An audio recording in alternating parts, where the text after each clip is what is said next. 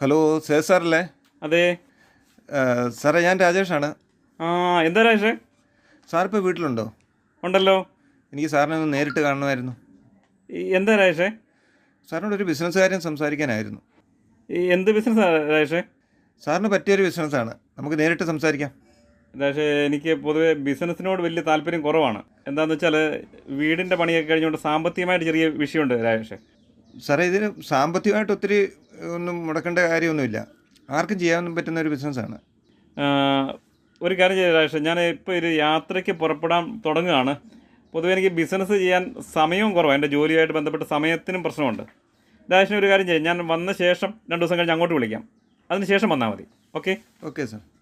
ഈ കേട്ടത് പുതുതായി നെറ്റ്വർക്ക് മാർക്കറ്റിംഗ് ബിസിനസ്സിൽ വന്ന രാജേഷ് എന്നയാൾ തനിക്ക് വളരെ അടുപ്പമുള്ള ഒരാളുടെ അപ്പോയിന്റ്മെന്റിന് വേണ്ടി ഫോണിൽ ബന്ധപ്പെടുന്നതാണ്. ഇവിടെ എന്താണ് സംഭവിച്ചത്? തിരക്കുണ്ട്, തിരിച്ചു വിളിക്കാം എന്ന് പറഞ്ഞ് സേതു എന്ന വ്യക്തി അവിടെ സംഭാഷണം ക്ലോസ് ചെയ്യുന്നു. അദ്ദേഹം ഇനി തിരിച്ചു വിളിക്കില്ലെന്ന് മാത്രമല്ല, രാജേഷ് അടുത്ത തവണ വിളിക്കുമ്പോൾ ഫോൺ എടുക്കണമെന്ന് തന്നെയില്ല. എന്തുകൊണ്ടാണിത്? വിളിക്കുമ്പോൾ രാജേഷ് ബിസിനസ് എന്ന് സൂചിപ്പിച്ചപ്പോൾ അതൊരു ഇൻവെസ്റ്റ്മെന്റ് ഉള്ളതും റിസ്ക് ഉള്ളതുമായ കാര്യമാണെന്ന് സേതു കരുതി. ഇൻവെസ്റ്റ്മെന്റിന്റെ ആവശ്യമില്ല എന്ന് പറയുമ്പോഴാകട്ടെ എന്തെങ്കിലും കുരുക്കായിരിക്കുമെന്നും അയാൾ കരുതി. രാജേഷ് ഒരിക്കലും ചതിക്കില്ല എന്നറിയാമെങ്കിലും രാജേഷും ഒരബദ്ധത്തിൽ ചെന്ന് ചാടിയതാകാമല്ലോ. മേൽ പറഞ്ഞ ഫോൺ സംഭാഷണം കൊണ്ട് രാജേഷിന് നഷ്ടമായത് നേരിട്ട് സംസാരിച്ച് ബിസിനസ്സിൽ കൊണ്ടുവരാമായിരുന്ന ഒരു വ്യക്തിയെയാണ്. പുതുതായി ബിസിനസ്സിൽ വരുന്ന എല്ലാവരുടെയും പ്രശ്നമാണ് അപ്പോയിന്റ്മെന്റ് എടുക്കുക എന്നത്. ഫോണിൽ കൂടെ ഒരിക്കലും ബിസിനസ് പറയരുത്, എന്നാൽ അപ്പോയിന്റ്മെന്റ് എടുക്കുകയും വേണം. അപ്പോൾ ഒരു സംശയം, കാണണമെന്ന് പറയുമ്പോൾ എന്തിനാണെന്ന് ചോദിച്ചാൽ കള്ളം പറയേണ്ടി വരില്ലേ? വേണ്ട, കള്ളം പറയേണ്ടതില്ല, കാര്യവും പറയേണ്ടതില്ല. ഇനി മറിച്ച് ആ സംഭാഷണം ഇങ്ങനെയായിരുന്നെങ്കിലോ? ഹലോ സാറല്ലേ? അതെ സാറേ, ഞാൻ രാജേഷാണ്. ആ, എന്താ രാജേഷേ? സാറേ, ഞാൻ നാളെയോ മറ്റന്നാളോ അതുവഴി വരുന്നുണ്ട്. സാറിനെ ഒന്ന് നേരിട്ട് കാണണം. എന്താ രാജേഷേ? സാറേ, അതൊക്കെ നമുക്ക് നേരിട്ട് സംസാരിക്കാം. ഓക്കെ ഓക്കെ, എന്നപ്പോൾ മറ്റന്നാൾ കാണാം. ഓക്കെ. നമ്മൾ അപ്പോയിന്റ്മെന്റ് എടുക്കുമ്പോൾ അയാളുടെ പ്രായം, ശൈലികൾ, മനോഭാവം, അയാൾക്ക് നമ്മളുമായുള്ള ബന്ധം, ഇതിന്റെയൊക്കെ അടിസ്ഥാനത്തിൽ പല രീതികൾ ഉപയോഗിക്കേണ്ടതായി വരും. ഇനി ഒരു സുഹൃത്തിനോടാണ് സംസാരിക്കാൻ ഉദ്ദേശിക്കുന്നതെങ്കിൽ അതിന് പ്രത്യേകിച്ച് ഔപചാരികതകളോട് ഒന്നും ആവശ്യമുണ്ടാവില്ല. ഈ സംഭാഷണം ഒന്ന് ശ്രദ്ധിക്കുക. ഹലോ ഹാരിസ്, ഞാൻ സേവിയറാണ്. ഓ, നീയോ? എന്നാ പറ്റി, നമ്പർ മാറ്റിയോ? ഞാൻ ഒരു സെക്കൻഡ് നമ്പർ എടുത്തതാണ്.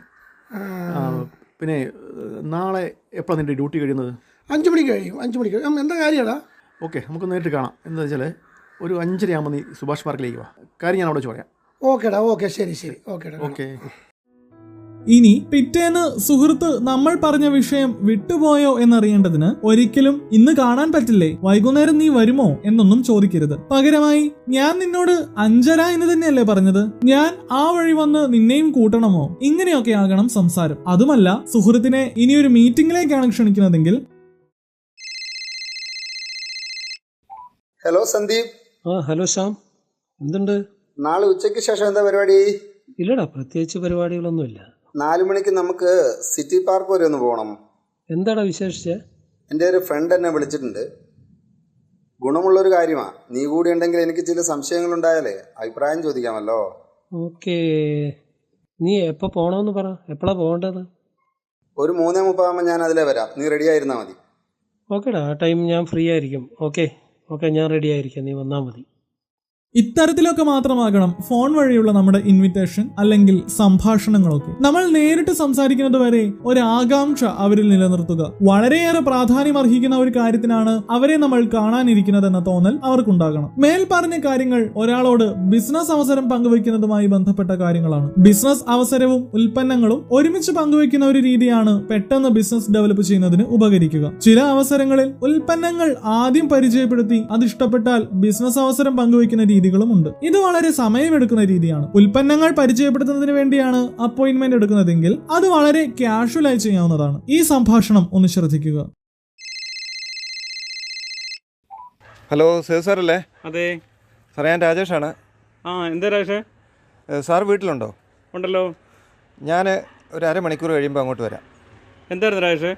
സാറിന് വേണ്ട 1-2 സാധനങ്ങൾ എൻ്റെ കയ്യിലുണ്ട്. എന്ത് സാധനമാണ് രാജേഷേ? അത് ഞാൻ അങ്ങോട്ട് വരുമ്പോൾ നമുക്ക് നേരിട്ട് കാണാം. ഓക്കെ. മേൽപ്പറഞ്ഞ രീതികളിലൊക്കെ നമുക്ക് കാണാൻ ഉദ്ദേശിക്കുന്ന ആളോടുള്ള ബന്ധവും അവരുടെ സാഹചര്യങ്ങളും ഒക്കെ അനുസരിച്ച് ബിസിനസ് സംസാരിക്കുന്നതിന് വളരെ ലളിതമായി സമയമെടുക്കാവുന്നതാണ്.